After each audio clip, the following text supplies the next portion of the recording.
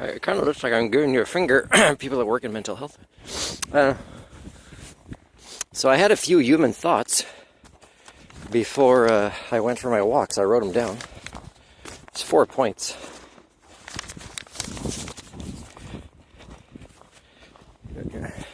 Okay, so I'm going to try to remember it now. See how I do. And hopefully not run out of storage. So, number one, elevator. CISSSO, I'm taking them to Correlate. Legal system seems to be helping them, which is, they're part of a positive socio-cybernetic feedback loop that's making things worse. So I went with a letter to make sure there's no misunderstanding of why I used the emergency room a year and a half ago. But they decided to lock me up, even though I had all the evidence of what I was talking about in my backpack, and some spare clothes and my computer and some homework, and instead things went wrong. But the only time I got help was in the elevator. And this is an example of how people that work there would say, when their bosses aren't around, I totally agree with you. That makes sense, and I hope you pass on that message. Now, if there's only 5 stories that were going up in the elevator or so, I can only feel disappointment and not even try to explain to that person that they're a Nazi, right? They're like looking the other way, and then because, if I was going to the 40th floor, I'd have to explain, well, you're actually helping the problem get worse. Yeah, but I gotta get a paycheck, blah, blah, blah. Well, all right. So I would say often, put me in your job. I've been saying this to people in so many industries: education, parks and rec, mental health. And people don't let me because it means I'd do better than them, and I'd act based on sentience and sapience and human standards. So it's pretty sad. So things are getting worse. Everybody's participating in this, not just the higher level people you want to blame, like ministers of health or whatever. Speaking of government, is sea level rise is seriously coming this decade, way before this decade. Canada's got a lot of coastline. I think the most.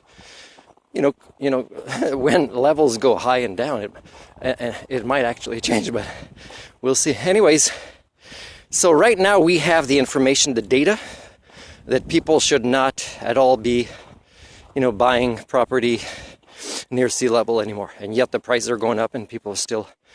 Now, here's what would happen to a politician, let's say in Canada or any other country. They would actually work for long-term cultural repair solutions. Is they'd get murdered or threatened or whatever. They couldn't do their job. So, well, first of all, they wouldn't even reach the point of being elected or nominated in politics. People that actually want to solve problems. But the ones that there's a miracle that reach there, and I don't know of any, from any party in Canada, including the Green Party, is if they did, people would turn against them. You that want to make a profit with houses, that wants to put some other family in there, that hasn't kind of kept up with, the natural world, maybe until you get convinced of it, although very late, and then you'll still make a profit putting another family in there to get screwed. Now the governments, if somebody's working on this, they would say, we're not building walls, you can't win. We need to start moving people towards there. I mean, you can, if some houses are pretty new or still being built, you redirect those, products and those materials to build higher elevation based on how we're noticing the patterns of climate change so far, for example.